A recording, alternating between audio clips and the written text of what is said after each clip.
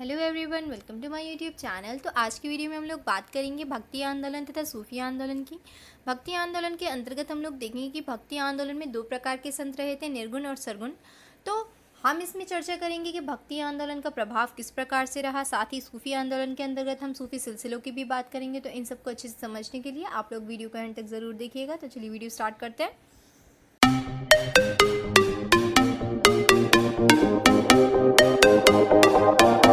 भक्ति आंदोलन यह मध्ययुगीन काल के दौरान एक धार्मिक सुधार आंदोलन था जिसने ईश्वर के प्रति एकांगी गहन भक्ति पर जोर दिया।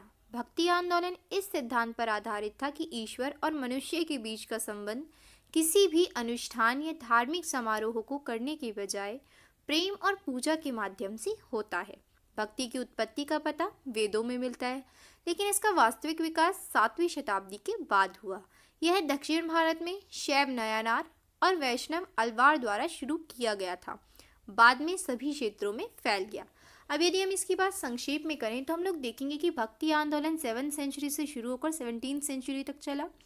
साथ ही ये आंदोलन दक्षिण भारत में शैव नयानार, जो कि नयानार जो थे वो शिव के भक्त थे, और वैष्णव अलवार जो थे वो विष्णु के भक्त थे, इनके द्वारा शुरू किया गया था। बाद में ये अन्य क्षेत्रों में फैल गया था।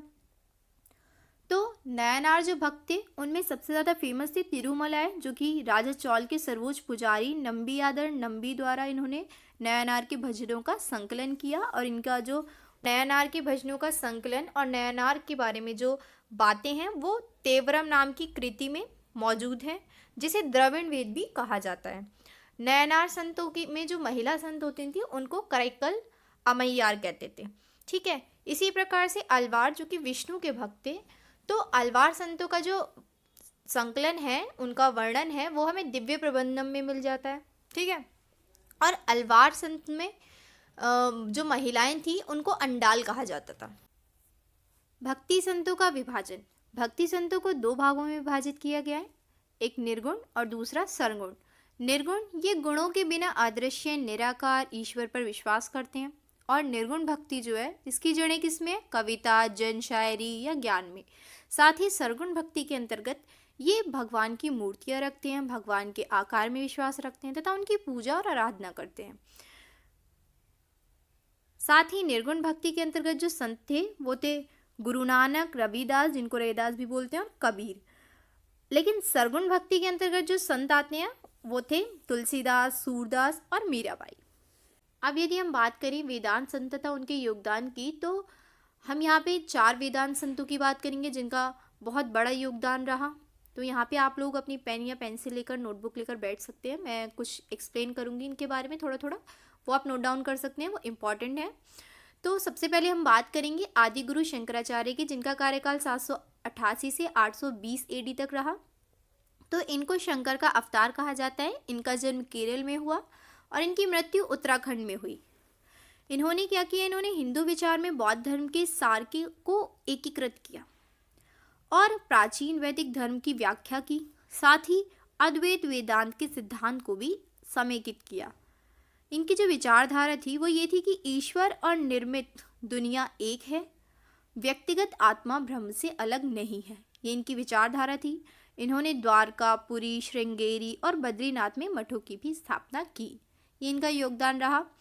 अब यदि हम बात करें दूसरे वेदांत संत की, जो कि रामानुजाचार्य थे, इनका कार्यकाल 1017 से 1137 AD रहा। ईश्वर की भक्ति करने की इन्होंने सलाह दी लोगों को।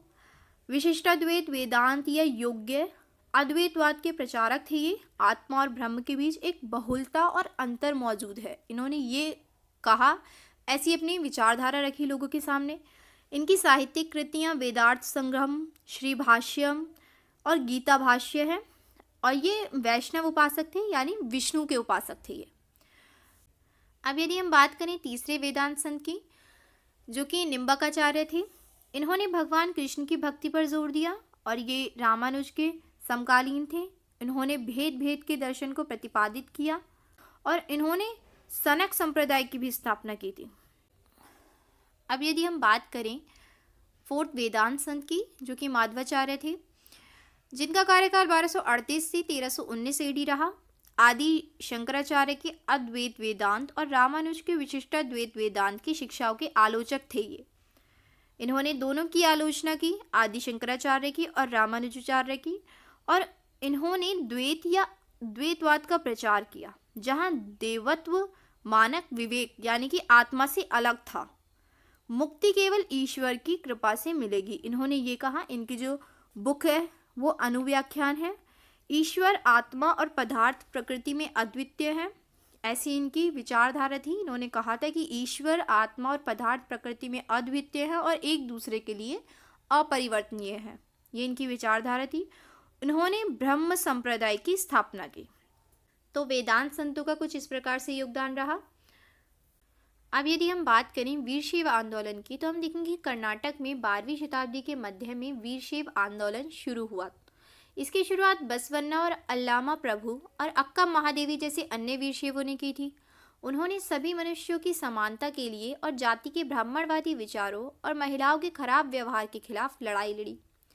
वे धार्मिक अनुष्ठानों और मूर्ति पूजा के भी खिलाफ थे। जाति व्यवस्था को चुनौती, पुनर्जन्म के सिद्धांत पर सवाल, युवावस्था के बाद विवाह और विधवा पुनर्विवाह को प्रोत्साहित किया।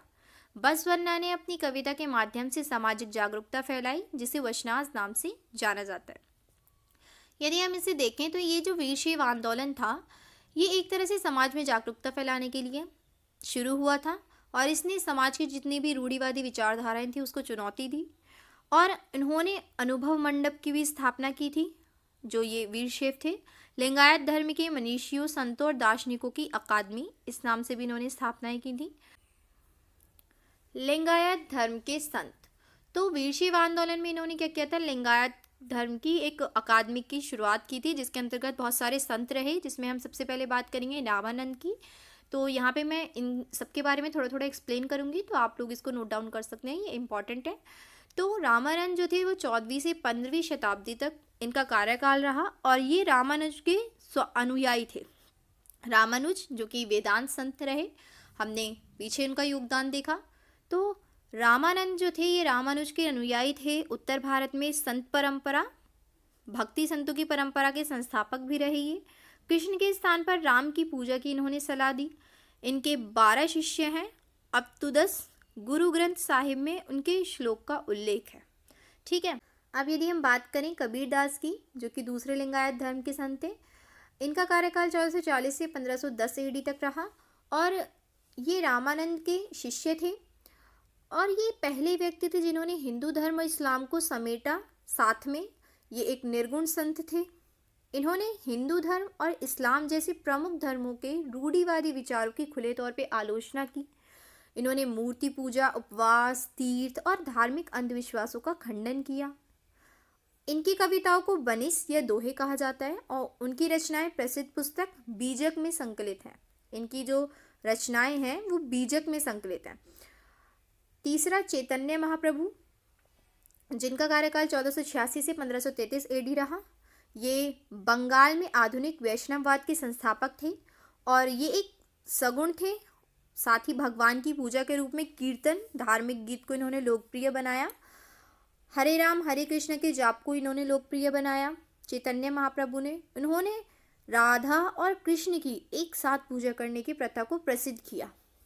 इन्होंने औचित्य भेद अभेद दर्शन किया। भगवान को हरि कहकर शास्त्रों या मूर्ति पूजा को अस्वीकार नहीं किया।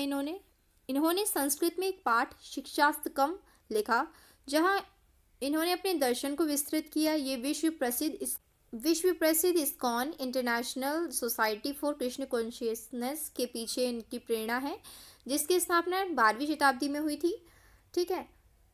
अब यदि हम बात करें चौथे धर्म संत की, तो हम देखेंगे कि वल्लभाचार्य रहे, जिनका कार्यकाल 1489 से 1531 एडी रहा, और ये कृष्ण पंथ के प्रतिपादक व कृष्ण के उपासक थे। शुद्ध अद्वैतवाद के स्थापित दर्शन और उनके दर्शन को पुष्टि मार्ग के रूप में जाना जाता है। इन्होंने क्या किया, श्रीनाथ जी शीर्षक के तहत कृष्ण की पूजा की। इन्होंने रुद्र संप्रदाय की भी स्थापना की। ठीक है। 5वें लिंगायत धर्म के संत थे सूरदास, जिनका कार्यकाल 1483 से 1563 एडी तक रहा, और ये वल्लभाचार्य के शिष्य थे, और ये राधा और कृष्ण के प्रति तीव्र भक्ति रखते थे। इन्होंने सुरसागर और सुरसुरावली लिखी। इन्हें ब्रज भाषा में उत्कृष्ट भक्ति कवि के रूप में जाना जाता है। ठीक है। जो छठी लिंगायत धर्म की संत थी वो थी मीराबाई। इनका कार्यकाल 1498 से 1546 एडी रहा। मेवाड़ के राजा के बेटे की पत्नी थी मीराबाई। ये भगवान कृष्ण की बहुत पक्की भक्त थी। कृष्ण के सम्मान में कई गीतों और कविताओं की इन्होंने रचना की। इन्होंने भजन की रचना की जो आज भी गाए जाते हैं। इनके भजनों को पदावली कहा जाता है। अब यदि हम बात करें लिंगायत धर्म के 7वें संत की, जो कि तुलसीदास रहे, जिनका कार्यकाल 1532 से 1623 एडी तक रहा और ये राम के भक्त रहे। इन्होंने रामचरितमानस लिखा है, ये सब जानते हैं, बहुत फेमस हैं तुलसीदास। और 8वें लिंगायत धर्म के संत थे तुकाराम, जिनका कार्यकाल 1598 से 1650 एडी रहा। ये मराठा राजा शिवाजी के समकालीन विट्ठल के भक्त थे। इन्होंने वरकाऊ संप्रदाय की स्थापना की और इनकी शिक्षाएं अभंगों में समाहित है। ठीक है। भक्ति आंदोलन का प्रभाव।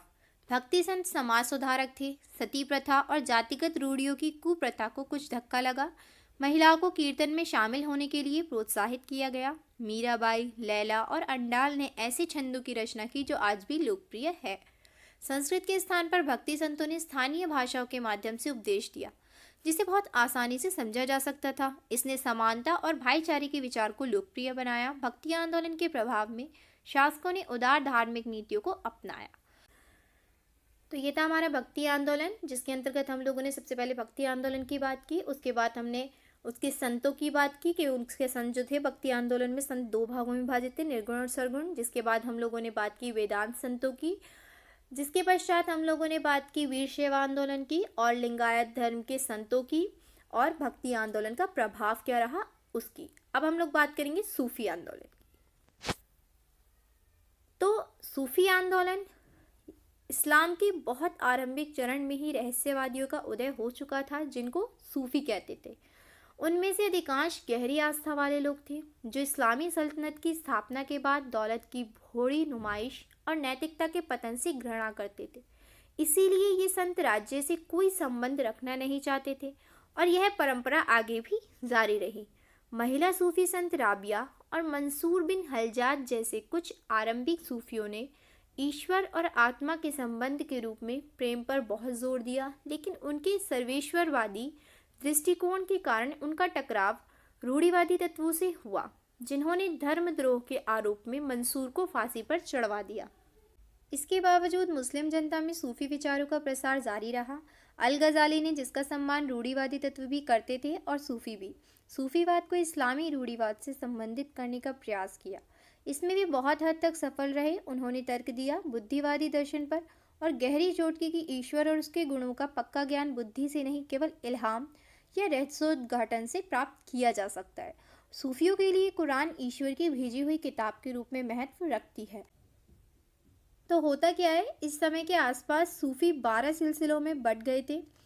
एक सिलसिले का अगुआ आमतौर पर कोई मशहूर सूफी होता था, मतलब एक सिलसिले को जो चलाता था वो ज़्यादातर एक सूफी होता था, जो अपने शिष्यों, जिनको मुरीदों यानी कि उनके साथ एक खानका में रहता था। ठीक है। पीर को, गुरु को पीर बोलते हैं। ठीक है। तो पीर और मुरीद का संबंध सूफी परंपरा का एक महत्वपूर्ण अंग था। हर पीर अपने काम को आगे जारी रखने के लिए एक उत्तराधिकारी यानी वली चुनता था। सूफियों के खानकाही संगठन तथा उनके प्रायश्चित, उपवास और सांस रोकने जैसी कुछ प्रथाओं को कभी कभी बौद्ध या हिंदू योगी प्रभाव का परिणाम बताया जाता है। ऐसा भी कहा जाता है सूफी संतों और अनेक आधुनिक विचारकों ने सूफी विचारों का मूल कुरान को बतलाया। ठीक है। साथ ही क्या होता है, सूफी सिलसिलों को मोटे तौर पर 2 श्रेणियों में बांटा जा सकता है।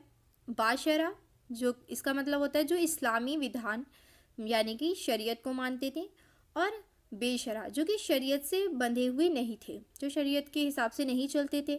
भारत में ये दोनों प्रकार के सिलसिले प्रचलित थे। बेशरा सिलसिलों को घुमक्कड़ संत या कलंदर कहा जाता था। ये माना जाता था जो कि शरीयत के हिसाब से नहीं चलते थे, और इन संतों ने यानी कि जो बेशरा संत थे, इन संतों ने कोई सिलसिला स्थापित नहीं किया, पर उनमें से कुछ तो मुसलमानों और हिंदुओं दोनों के बीच एक समान आदरणीय समझे जाते थे। ठीक है। अब यदि हम बात करें चिश्ती और सोहरावर्दी सिलसिले की, तो हम देखेंगे कि भारत में चिश्ती सिलसिले की शुरुआत ख्वाजा मोइनुद्दीन चिश्ती से होती है, जो पृथ्वीराज चौहान की हार और मौत के बाद 1192 के आसपास भारत आए। कुछ समय लाहौर और दिल्ली में रहने के बाद वो आखिर अजमेर चले गए, जो एक महत्वपूर्ण राजनीतिक केंद्र था और जहाँ पहले से ही अच्छी खासी मुस्लिम आबादी थी। तो इनके क्रियाकलापों का कोई ऐसा प्रमाण तो नहीं मिलता है, लेकिन फिर भी ऐसा लगता है कि इनके उत्तराधिकारियों की वजह से इनकी जो शोहरत थी वो बढ़ती चली गई। शेख मोइनुद्दीन के शिष्यों में बख्तियार काकी और उनके शिष्य फरीरुद्दीन गंजशंकर शामिल थे।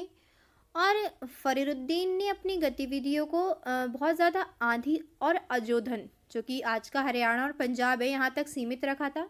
दिल्ली में इनका बहुत ज़्यादा सम्मान था, इतना कि कभी दिल्ली में आते तो झुंड के झुंड जमा हो जाते थे। ठीक है, लेकिन चिश्ती संतों में सबसे ज़्यादा मशहूर निज़ामुद्दीन औलिया और नसीरुद्दीन चिरागे दिल्ली हैं। यह आरंभिक सूफी हिंदुओं समेत निम्न वर्गीय जनता से खुलकर मिलते थे। वह सादा जीवन बिताते थे तथा लोगों से उन्हीं की बोली हिंदवी या फिर हिंदी में बातचीत करते थे। लोगों का धर्म बदलवाने में शायद ही इनकी कोई दिलचस्पी रही होगी। बाकी ये जो थे, आगे चलकर उनके परिवारों समूहों ने इन संतों की शुभेच्छाओं को भी अपने धर्म परिवर्तन का कारण बतलाया था।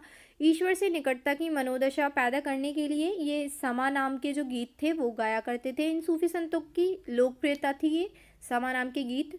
ठीक है, इन्हें इससे बहुत ज़्यादा समा नाम की जो संगीत प्रस्तुतियाँ थी इससे बहुत ज़्यादा लोकप्रियता मिली। निज़ामुद्दीन औलिया सास की योग क्रियाओं में इतने पारंगत थे कि योगी उनको सिद्ध कहते थे। 14वीं सदी के मध्य में नसरुद्दीन चिरागी दिल्ली की मृत्यु के बाद दिल्ली में चिश्तियों का कोई प्रभावी पीर नहीं रहा। तो जब कोई प्रभावी पीर नहीं रहा तो फलस्वरूप क्या हुआ, चिश्ती संत बिखर गए तथा भारत के पूर्वी और दक्षिणी भागों में ही अपना संदेश देने लगे। ठीक है, अब यदि हम बात करें सोहरावर्दी सिलसिले की, तो सोहरावर्दी सिलसिला भारत में चिश्तियों के आसपास ही आया, पर उसके कार्यकलाप अधिकतर पंजाब और मुल्तान तक सीमित रहे। शेख शहाबुद्दीन सोहरावर्दी और हमीदुद्दीन नागौरी इस सिलसिले के सबसे मशहूर संत हुए। चिश्तियों के विपरीत सोहरावर्दी संत गरीबी में जीने में विश्वास नहीं करते थे। उन्होंने राज्य की सेवा करनी स्वीकार की तथा कुछ तो धर्म से संबंधित विभाग में महत्वपूर्ण पदों पर रहे। फिर भी दोनों ने अपने अपने ढंग से इस जनमत का ऐसा वातावरण बनाया जिसमें विभिन्न पंथों और धर्मों के लोग शांति और सामंजस्य के साथ रह सकें। इसके अलावा जहां मक्का पवित्रतम स्थान माना जाता रहा, वहां देश के अंदर लोकप्रिय संतों के उदय ने मुस्लिम जनता को अपनी श्रद्धा और भक्ति की अभिव्यक्ति के लिए एक उपयोगी स्थान प्रदान किया। तो ये थी हमारी आज की वीडियो। अगर आपको वीडियो पसंद आए तो वीडियो को लाइक ज़रूर करें, ज़्यादा से ज़्यादा शेयर करें और चैनल को सब्सक्राइब करना ना भूलें। जल्द ही मिलेंगे एक नए वीडियो के साथ, तब तक के लिए गुड बाय।